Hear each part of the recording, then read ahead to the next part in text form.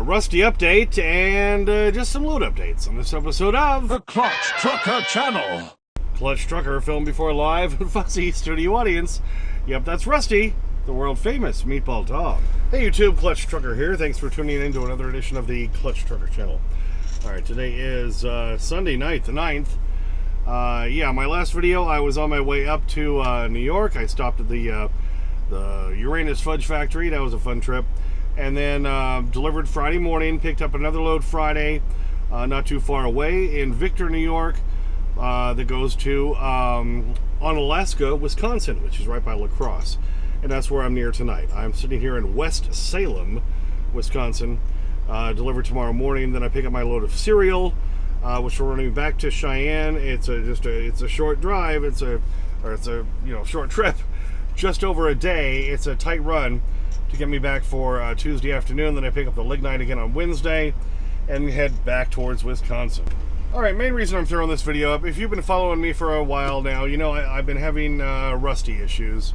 You know, he started having problems where he can't control his bladder, and so that's where, most of the time you see Rusty, he's got his doggy diaper on. I've had to be doing that.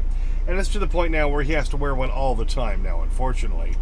And, he's like 15 years old. If you do the math, if you go by the traditional, 7 years to a human year, he's like 105. Now, they've kind of changed that. They say younger or smaller dogs, it's a little bit less, but still, that means he's in his 90s.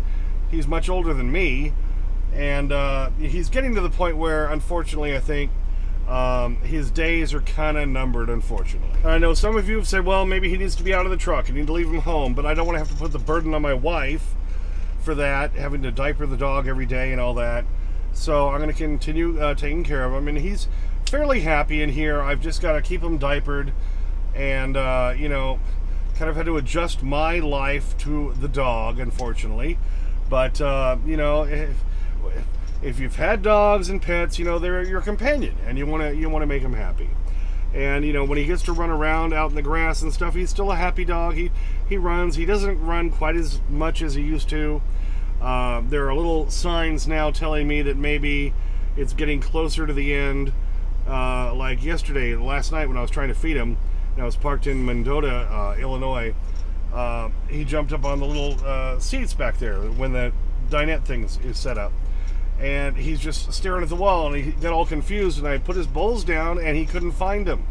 And I had to kind of take him down and point him to him. So, is there such a thing as doggy dementia? I don't know. But I think, unfortunately, he's just getting very old, and his days, are kind of limited at this point.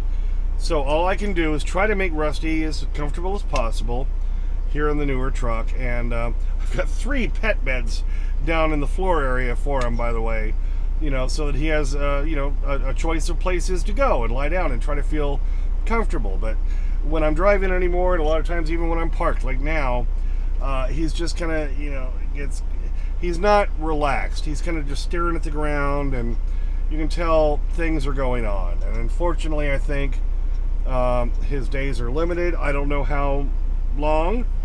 My wife's mother is having issues, and she's very old, and for years now we've been saying, well, I wonder how long, and yet she keeps living. So you just don't know with an animal. So just trying to do my best to make him comfortable and keep him with me, because he is a good companion. And you can still see, as you'll see at the end here, he still loves his begging strips. He gets all happy about that.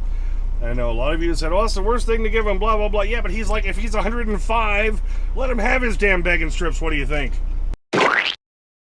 So I know a lot of you who follow me are pet lovers, and, a lot of you follow me for Rusty.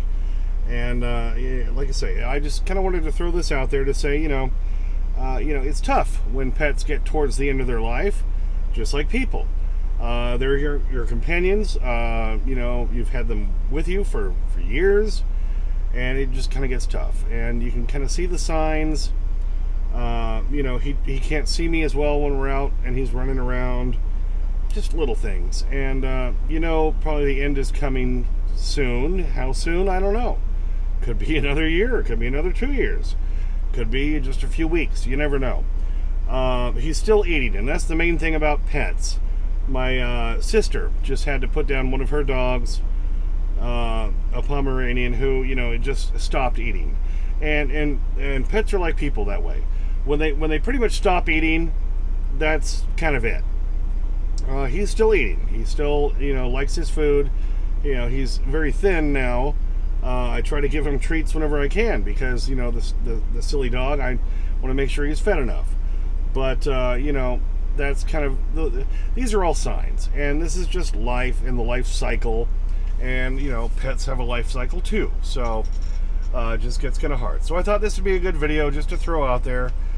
For those of you, I know plenty of you have commented before, well, I had this great dog for years and years, and, you know, towards the end it was really hard. And it is hard towards the end. And I think we're kind of getting to that point with Rusty. We're getting towards the end.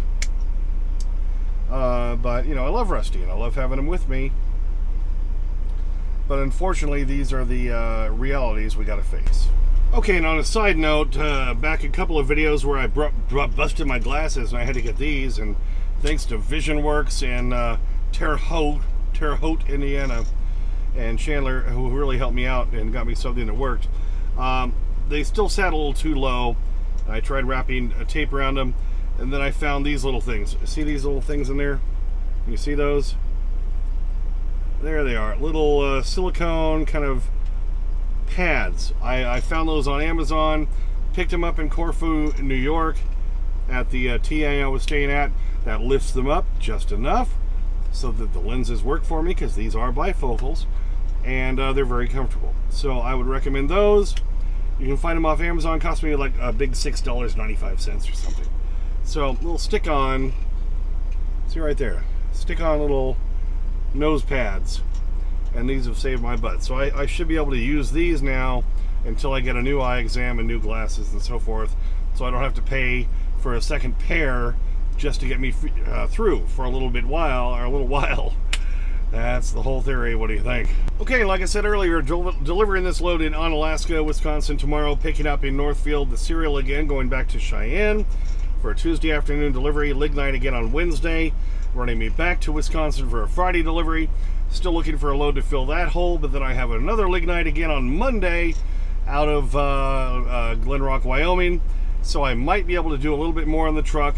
The new truck is actually still running, for those of you who are concerned about that. Yeah, so that final fourth breakdown in Oklahoma City where they did the doser valve, that seemed to take care of it. So I'm going to continue trying to keep customizing this truck to make it a little more like I need it to be. What do you think? Well, thanks for tuning in for that one. Yeah, you know, it's tough when your pets get old and, you know, they're kind of getting towards the end of their life. You're tired, aren't you? Yeah, I know the thing is coming up. But, you know, that's unfortunately the cycle of life there, right? Thanks for tuning in. Please subscribe. Please like and comment. Get your comments as soon as I can. Sometimes takes a few days because I'm a working truck driver. Clutch Trucker on Instagram. Clutch Trucker on Twitter X. Clutch Trucker 5 on TikTok. And as always, sniff that magic YouTube fairy dust. Clutch and Rusty, out. Well, I rarely wear underwear, and when I do, you know, it's usually something unique. But, you know, as far as the Army goes, I figured out why I always lost chicks to guys like you. Because it's the stories. Like you, Lee Harvey.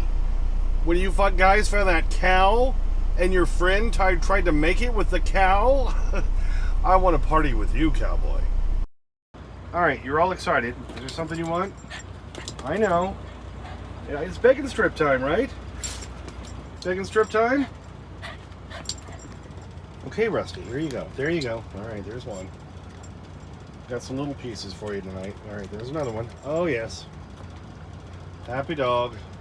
Happy dog. And there's one more. Ah, yes. Enjoying his bacon strip bounty. Right, Rusty? Alright. Happy dog look.